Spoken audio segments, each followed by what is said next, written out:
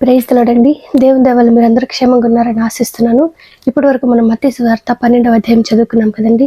ఇవాళ 13వ అధ్యాయము కొన్ని వచనాలు చదువుకునే ముందు ఒక చిన్న ప్రేయర్ చేసుకుందామండి.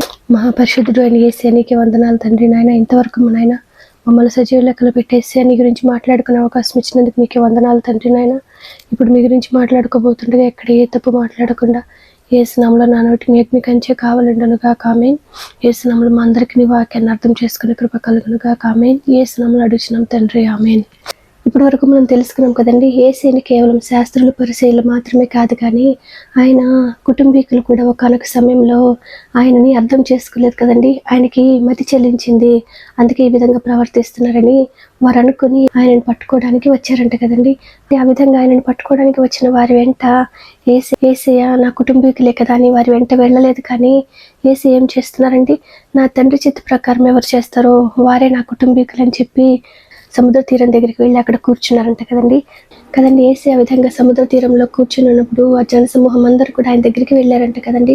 వారిని చూడగానే యేసయ్య ఒక దోణి ఎక్కి కూర్చున్నారంట కదండి. తర్వాత యేసయ్య జనసమూహానికి ఉపమాన రీతిగా ఎన్నో సంగతులని బోధించారంట కదండి.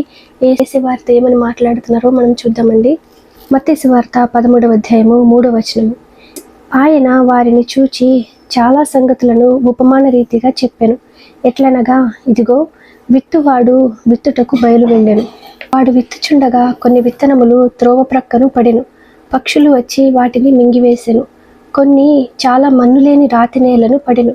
అక్కడ మన్ను లోతుగా ఉండనందున అవి వెంటనే మొలిచెను. కానీ సూర్యుడు ఉదయించినప్పుడు అవి మాడి వేరు లేనందున ఎండిపోయెను. కొన్ని ముండ్ల పొదలలో పడెను. ముండ్ల పొదలు ఎదిగి వాటిని అణిచివేసెను. కొన్ని మంచి నేలను పడి ఒకటి 100 ఒకటి 60 ఒకటి 30 ఫలించెను. చెవులు గలవాడు వినుగాక అని చెప్పెను కదండి. యేసు చెప్పిన ఉపమానానికి అర్థం ఏంటండి? దేవుడు మనతో వాక్యం ద్వారా మాట్లాడాలంటే దేవుడు మనతో వాక్యం ద్వారా మాట్లాడే వరకు కూడా వాక్యాన్ని చదవాలి కదండి. ఎందుకంటే మనం స్టార్ట్ చేయగానే కొన్నిసార్లు కొన్ని విత్తనాలు నేల పక్కన పడతాయి కదండి. కొన్ని విత్తనాలు రాతి నీళ్ళ మీద పడతాయి, కొన్ని విత్తనాలు ముండ్ల పొదలలో పడతాయి కదండి.